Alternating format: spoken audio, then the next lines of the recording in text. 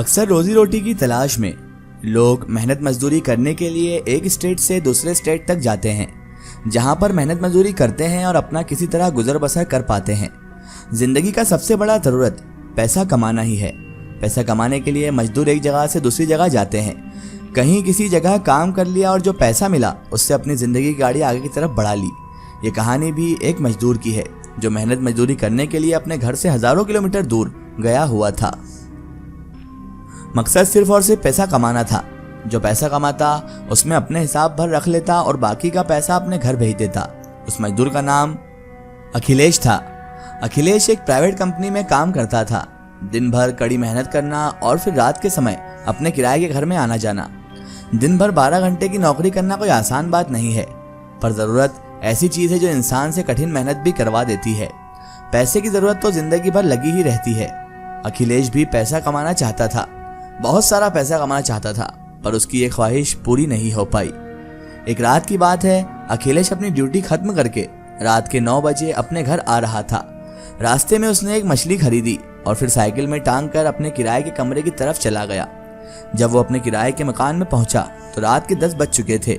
रात के 10 बजे उसे मछली बनाकर खाना थी और फिर सुबह तैयार होकर फिर से ड्यूटी चले जाना था। जितना जल्दी मछली बन सके उसे बना लेना था। वो किराए के मकान में पहुंचा और अपनी साइकिल दीवार के सहारे से खड़ी करके अपने रूम का ताला खोला। मछली को घर के अंदर रखकर बाहर पानी के टब के पास पहुंच गया। उसने घर के पास ही एक पानी का टब था जिसमें हमेशा पानी जमा रहता था, जहां पर वो नहाता और कपड़े धोता था। पानी के टब के पास पहुंचकर जल्दी जल्दी हाथ मुंह धोकर फिर से अपने किराए के मकान के अंदर चला गया। रमेश को मछली बनाने की जल्दबाजी थी। वो तुरंत मछली बना लेना चाह रहा था, इसलिए वो झोले से मछली निकाली और उसे धोने लगा। जब मछली को धोकर उसका पानी बाहर फेंकने निकला तो उसे बहुत हैरानी हो गई, क्योंकि वो जिस टब के पास नहाता और कपड़े धोता था उस जगह के पास उसने देखा कि एक लड़की खड़ी है।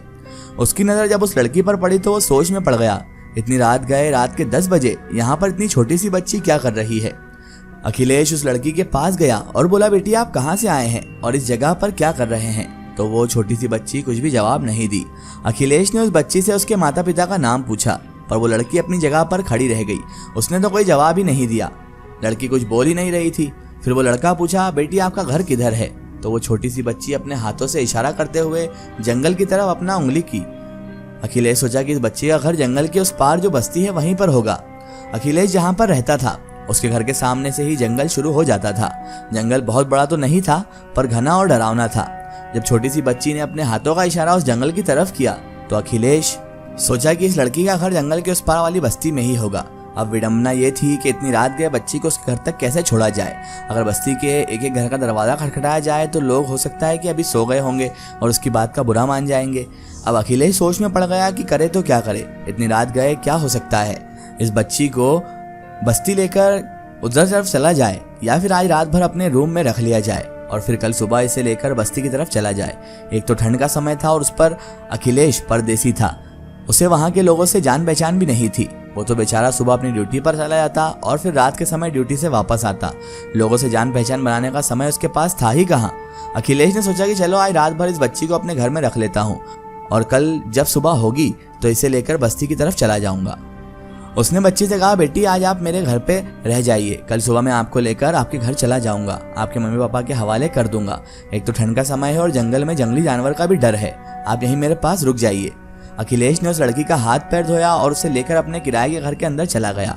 रात के समय उसने मछली तला और 2 मछली का टुकड़ा उसे खाने के लिए दे दिया। वो लड़की बहुत ही चाव से मछली खाने लगी। अखिलेश मछली तलकर उसकी सब्जी बनाया और फिर भात बनाई। जब मछली भात बन गई तो उसने 2 थाली में खाना निकाला, एक अपने लिए और एक उस बच्ची के लिए। लड़की को खाना देते हुए अखिलेश बोला कि लो बेटा खाना खा लो, कल सुबह जल्दी जगना है और आपके मम्मी पापा को खोजने भी जाना है। दोनों मछली भात खाने लगे। अखिलेश अभी खाना खाना शुरू ही करने वाला था कि वो नन्ही सी लड़की तेजी से मछली भात खाने लगी। अभी अखिलेश थोड़ा सा ही खाया था कि वो अपनी थाली का पूरा मछली भात खाकर खत्म कर दी। अखिलेश अपनी हंडी और मछली भात निकाल कर उसे दे दिया और बोला कि बेटी और खा लो।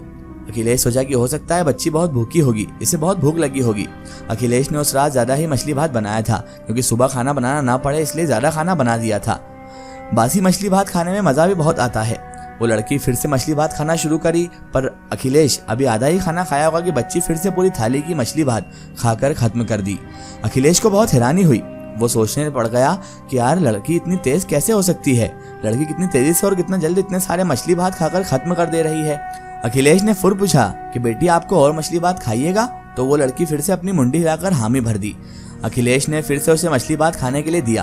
फिर से वो लड़की पूरे रफ्तार के साथ मछली भात खाने लगी। अभी अखिलेश ने अपना पूरा खाना खाकर खत्म भी नहीं किया था कि वो लड़की पूरा का पूरा मछली भात खाकर खत्म कर दी। अब हंडी भी खाली हो चुकी थी। अखिलेश अपना खाना खाकर उठा और उस लड़की को लेकर घर के बाहर निकला। उसके दोनों हाथ धोकर फिर से उसे घर के अंदर ले आया। अखिलेश बर्तन को धोकर चला आया। अब पारी थी सोने की, क्योंकि अखिलेश को जल्दी सोना था ताकि सुबह सुबह जग सके। उसके कमरे में ज़्यादा जगह भी नहीं थी, छोटा सा कमरा था। एक तरफ चारपाई लगी हुई थी, जो थोड़ा सा जगह बचा हुआ था वहाँ पर साइकिल रखने की जगह थी। अखिलेश वहीं पर खाना बनाता था। जब खाना बन जाता तो उसे एक तरफ करके साइकिल रख देता, किसी तरह गुजर बसर हो जाए।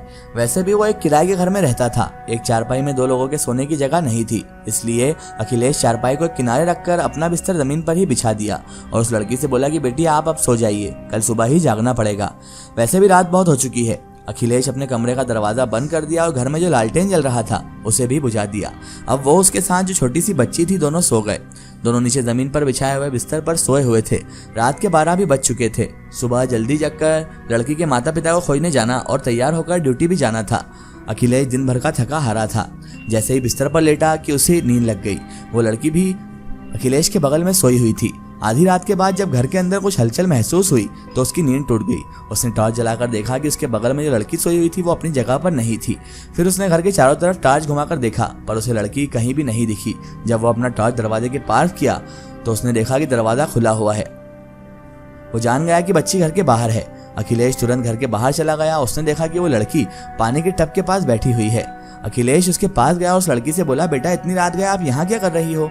चलिए घर के अंदर चला जाए, बाहर जंगली जानवर घूमते हैं, वो आपको पकड़ लेंगे। आप चलिए घर के अंदर, सुबह आपके माता पिता को खोजने भी जाना पड़ेगा। अखिलेश की बातें सुनकर वो लड़की अपनी जगह से उठकर खड़ी हो गई। वो छोटी सी बच्ची अब बड़ी हो चुकी थी।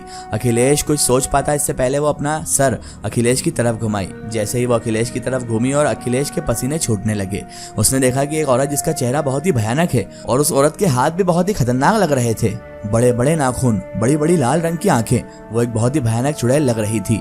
अखिलेश जो कि अपनी टॉर्च का फोकस उसके ऊपर किया हुआ था, उस चुड़ैल को देखते ही उसके हाथों से टॉर्च नीचे जमीन पर गिर गया। उसे तो विश्वास ही नहीं हो रहा था कि छोटी सी दिखने वाली लड़की इतनी भयानक रूप धारण करके एक चुड़ैल बन चुकी है।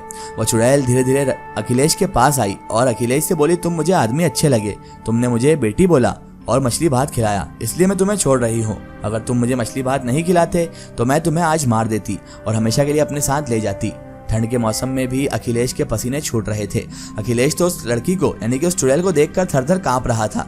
इतना बोलकर वो चुड़ैल अंधेरे में उस जगह की तरफ यानी कि उस जंगल की तरफ चले गई। अखिलेश अब भी अपनी जगह पर खड़ा होकर थर-थर कांप ही रहा था। उसके हाथ से टॉर्च कब का छूट चुका था। जब वो चुड़ैल जंगल में बहुत दूर चले गई तो अखिलेश दौड़ता हुआ अपने कमरे के अंदर आया और जोर से कमरे का दरवाजा बंद कर दिया। अब उसे विश्वास हो चुका था कि चुड़ैल जा चुकी है, पर वो इतना डर चुका था कि उसका पूरा शरीर कांप रहा था। उस रात अखिलेश इतना डर गया कि अपने कमरे का दरवाजा पूरी जोर से बंद करके बिस्तर पर जाकर बैठ गया। बार बार उसके दिमाग में यही गूंज रहा था कि जिस लड़की को वो अपने घर के अंदर लेकर आया था वो कोई छोटी सी बच्ची नहीं बल्कि एक चुड़ैल थी। उसने एक चुड़ैल को मछली भात खिलाया। उस चुड़ैल का डर अखिलेश के अंदर घर कर चुका था। अखिलेश अब करे तो क्या करे, कुछ भी समझ में नहीं आ रहा था। एक बार तो चुड़ैल के हाथों जान जाने से बच गया था, पर अगर वो फिर से दोबारा आई तो उसे मार ही देगी। इसी डर में पूरी रात बीत गई। जब सुबह की किरण दरवाजे के फाक से अंदर की तरफ आई तो अखिलेश का तो डर थोड़ा कम हुआ। वो अपनी जगह से उठा और अपना बैग पैक किया और काम छोड़कर हमेशा हमेशा के लिए अपने गांव वापस चला गया।